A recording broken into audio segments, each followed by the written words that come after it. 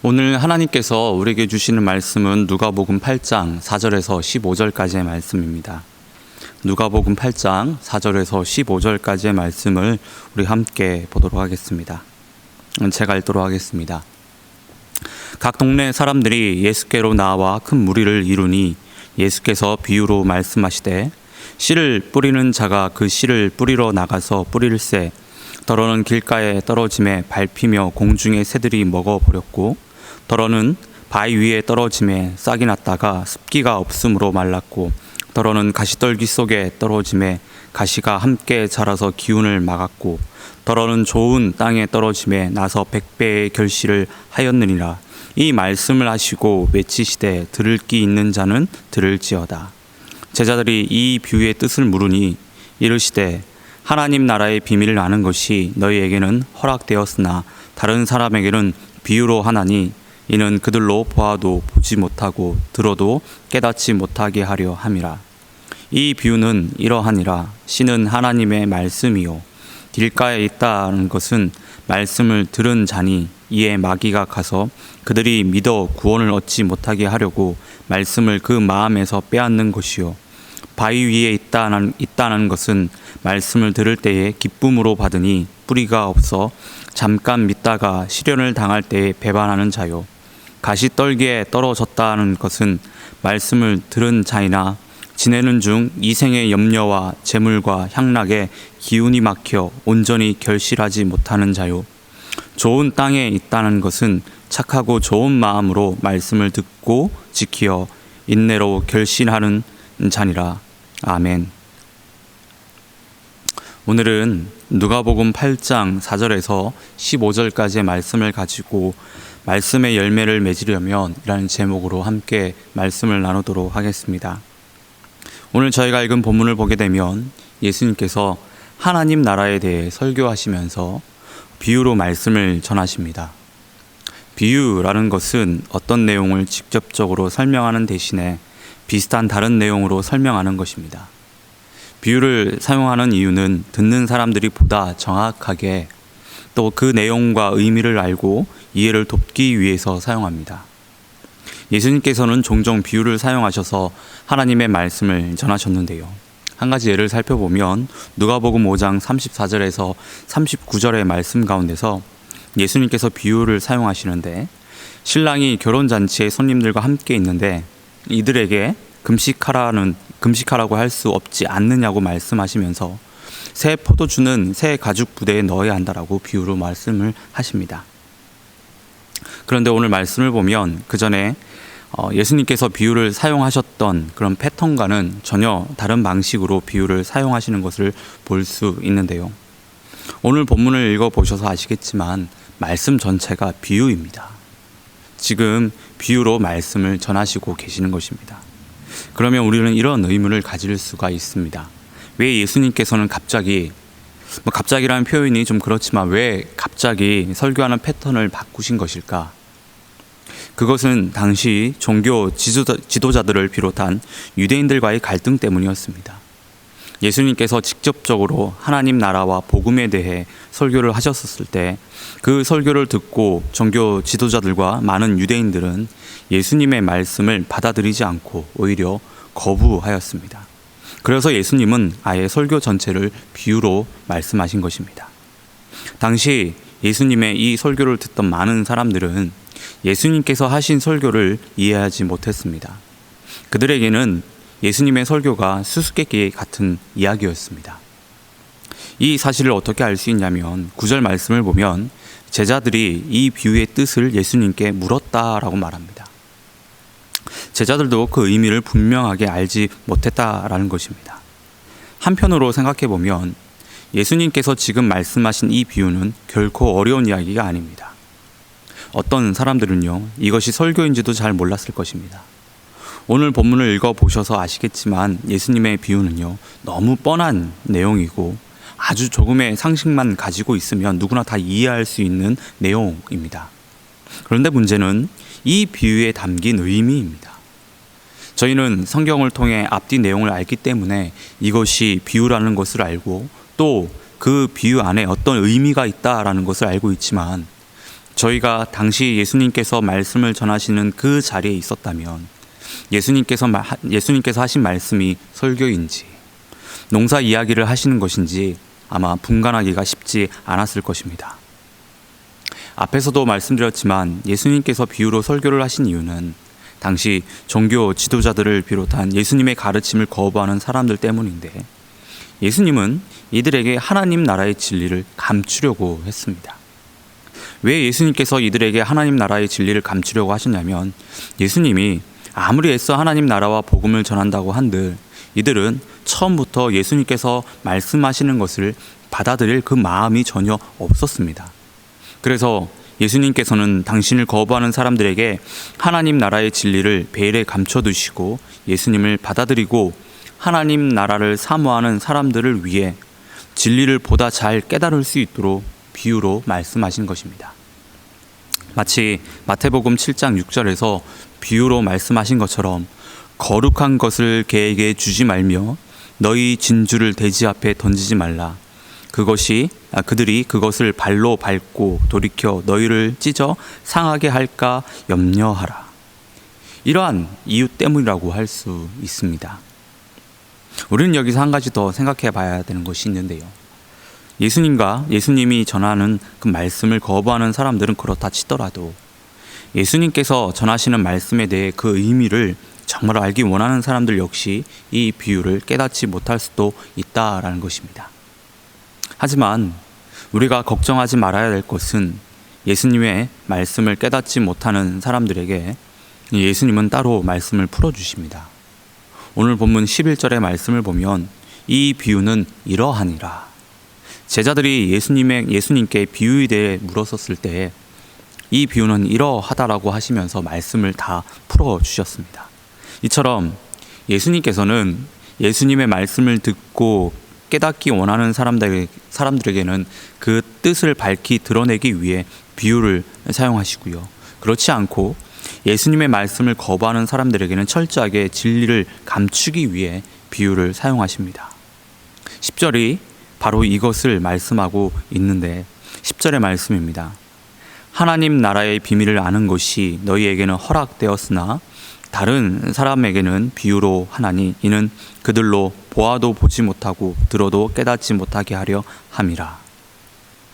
여러분, 오늘 본문을 보시면서 저희가 오해하지 말아야 되는 것은요, 예수님께서는 마치 복음을 받아들일 수 있을 만한 그런 사람에게만 선택적으로 복음을 전한다라고 생각하시면 안 됩니다. 10절 말씀을 그렇게 저희는 오해할 수 있습니다. 그런데 여러분, 오늘 본문에서 저희가 주목해야 할 것은요, 땅의 종류와 상관없이 씨를 뿌리는 사람이나 씨앗은 항상 동일하다라는 사실입니다. 즉, 씨가 하나님의 말씀인데요, 늘 동일한 하나님의 말씀이 동일한 사람들을 통하여서, 그러니까 예수님을 통해 뿌려진다라는 것입니다. 절대 땅과 밭을 가리지 않습니다. 그래서 씨의 열매를 맺고 안 맺고는 전적으로 그 밭에 책임이 있다라는 것입니다. 아무리 진리를 선포해도 진리의 눈을 감고 귀를 막고 있으면 소용이 없습니다. 하지만 진리에 대해 마음의 눈을 열고 귀를 열면요, 들립니다. 그리고 깨달아집니다. 저희가 언제 하나님의 말씀의 은혜를 받는지를 생각해 보면 우리가 이것을 보다 잘 알 수 있는데요. 우리가 지난 주일에 함께 하나님을 예배하며 하나님의 말씀을 들었습니다. 그런데 어떤 분들은 많은 은혜를 받고 귀하게 삶 속에서 열매를 맺는 반면에 어떤 분들은 은혜도 받지 못하고 삶 속에서 열매도 거두지 못하는데요. 이렇게 차이가 나는 것은 방금 말씀드린 것처럼 하나님 말씀의 영적인 눈과 귀를 열었는지 그렇지 않았는지에 따라 결과가 완전히 달라진다라는 것입니다. 그래서 예수님은 8절에서요 이렇게 외쳤습니다. 들을 귀 있는 자는 들을지어다 라고요. 여러분, 예수님의 이 외침에 우리는 정말로 귀를 기울여야 됩니다. 여러분, 우리 안에는 늘 하나님 말씀에 은혜 받고 싶은 영적인 갈급함이 있습니다. 그런데 문제는 우리가 갈급하는 그것만큼 우리에게 들을 귀가 있냐라는 것입니다. 말은 하나님 말씀의 은혜를 받고 싶어 한다고 하지만 정말 우리 마음은, 우리의 영적인 눈과 귀는 하나님께 향해 있냐라는 것입니다. 여러분, 우리는 우리 마음의 눈과 귀를 열어야 합니다. 그렇지 않으면 우리가 하나님의 말씀을 보아도 들어도 깨닫지 못하게 됩니다. 하나님의 말씀은 영원히 수수께끼로 남게 됩니다. 하나님께서는 오늘 비유의 말씀을 통해 모든 사람들이 들을 귀 있는 사람들이 되기를 진심으로 원하십니다. 오늘 말씀을 보면 4가지 땅에 떨어진 씨 비유로 하나님 나라에 대해 말씀을 전하시는데요.